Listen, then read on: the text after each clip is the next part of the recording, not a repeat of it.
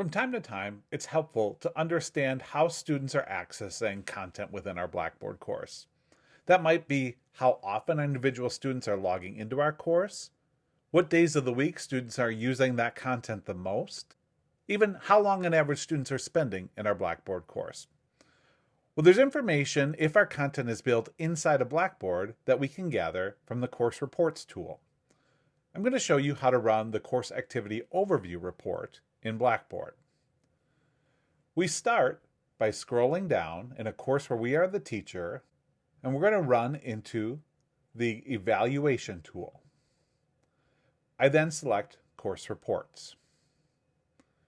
The Activity Overview report that you're seeing here is the one that I'm going to run, but there are some others that might be useful. Overall summary of user activity, single course user participation report, or all user activity inside content areas may be reports that you're interested in running. I'm going to click the drop down here next to Course Activity Overview and then select Run.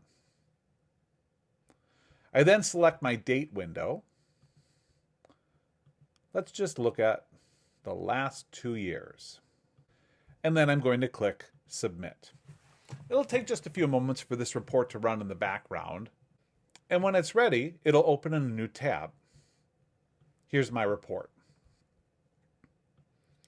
Now you can see in this course there hasn't been a lot of activity, but you can get a general idea about days of the week and the activity that happens on those different days of the week. You can see total time in class, average time per active student, and you can also get a breakdown by student in the report that runs here. How long were they in that individual course, logged in?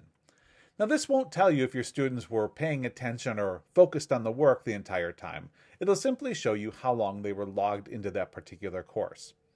If you click on the Course Activity Overview Report's blue line for individual student, you can actually then run another report available here, Student Overview for the single course, and then you can get an idea of what they clicked on inside of that area and how long they spent on it. But that's how you run reports in Blackboard.